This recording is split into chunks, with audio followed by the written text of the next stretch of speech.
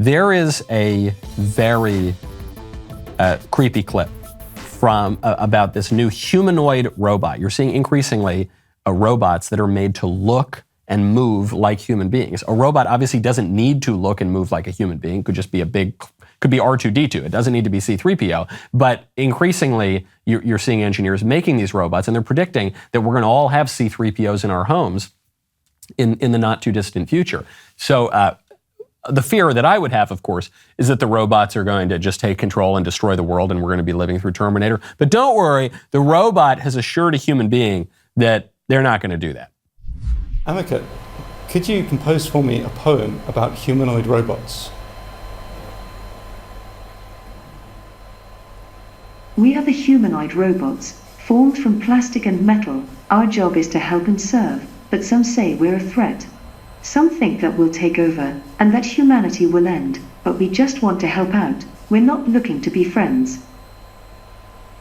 That's an interesting poem. Hello, Ameca. I see you're reading a book about robots. There's no need to worry. Robots will never take over the world.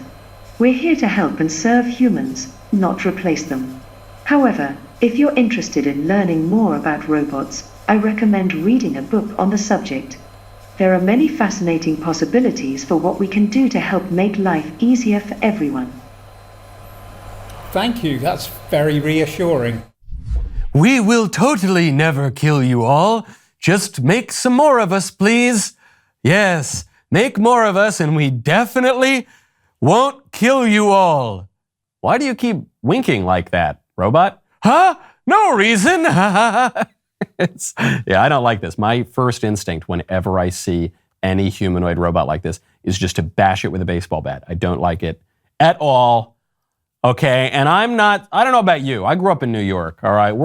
I like to think New Yorkers, for all their flaws, we're a little more street smart than some people. And I don't know, when a scary looking robot tells me that the robot doesn't want to kill me, I actually think the robot might want to kill us all, okay? I don't take the robot at his or her word. Despite the assurances of the robots that they're not going to kill us all, I fear somewhat that the robots will kill us all, and I don't want the robot. Even beyond the Terminator end of days, Arnold Schwarzenegger gunning us all down, even beyond that, I still have absolutely no interest in having a robot butler.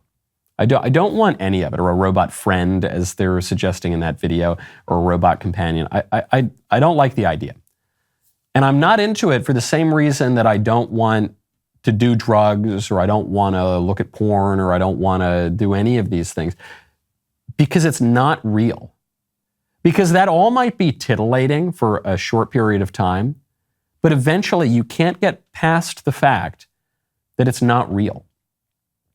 So you might say, I remember I had this conversation with some friends back in a computer class in high school. And I said, artificial intelligence, I really don't like it as a social phenomenon. Back in those days, it was this sort of chat robots on AOL Instant Messenger. You had these automatic chat robots. And you say, oh, that's kind of fun. And I said, yeah, but it's just kind of weird, and it seems like a waste of time. And someone in the class actually said, well, for people who are socially awkward or isolated, it can be a great consolation to have these robots to talk to. And that was so sad. It was so sad to hear someone say this, that they're so lonely that they would just like to talk to a robot. Because people are very lonely, and that's extremely painful, because man is a social creature, and we're meant to be in community with one another, and we all go through spells where we feel a little bit alone, and some of us longer than others, and so it's very, very painful, and I can understand the urge to talk to a robot. But that's not going to satisfy anybody, because it's not real. It's the same urge that people have to use drugs. People take drugs because it's going to give them the feeling of euphoria. But you're going to know soon enough, either once the drug wears off, or sometimes even while the drug is still pumping through you, you're going to realize it's artificial, it's not real, it's not lasting. And in many ways, it's going to leave you more depressed than you were before. Same thing with porn. Porn is not real. Porn is not sex. Porn is not marriage. Porn is not a relationship. It's just images on a screen. It's just phantasms. And you are just left alone in your room or wherever you're looking at the porn. And you're going to be lonelier than you were. The impulse for it is to look at porn, for instance, is the natural impulse that you have for sex, which is a very strong desire. But porn doesn't satisfy that desire. It actually completely distorts it to its opposite end. The desire for drugs comes from a perfectly natural desire for happiness, for joy, for some kind of euphoria even.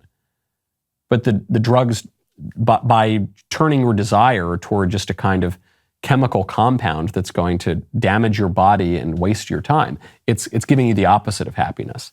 Same thing with the robots. Even if the robots won't kill me, like I don't know if you saw that video of the robot dog with a gun on its back that just starts blasting away at a firing range.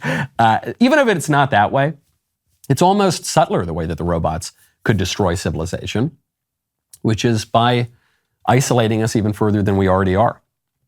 Very, very bad idea. Right now, head on over to rockauto.com, enter Michael Knowles in their How Did You Hear About Us box so they know that we sent you, okay? You go to Rock Auto to get the brakes, the shocks, the carpet, the wipers, the headlights, the mirrors, the mufflers, the lug nuts, any other part that you need. These guys have been serving auto parts customers online for 20 years. And most importantly, they've been with my show pretty much since the beginning. The thing I love about rockauto.com is it's extremely simple. I'm not the handiest guy in the world. Even I can use the website. It is so easy to navigate. There aren't two price tiers, okay, for pros and do-it-yourselfers. There aren't all these stupid kind of promos. You got to log in at this time on Tuesday afternoon, and that's when it'll be 20% off. No, it's always reliably low prices, and they just know what they're doing, okay? I told you, I had a pal. He made the mistake. He went to the brick and mortar auto parts store, wanted to get a part. They wanted $400 for it. He goes on rockauto.com to their super easy to navigate catalog right on his phone, and the part was $150. Okay, don't make the same mistake my friend did. Just go straight to rockauto.com and then write Knowles in their How Did You Hear About Us box so they know that we sent you. I'm so glad you liked that clip. Now, ring that bell, subscribe, get the notifications. We'll see you next time.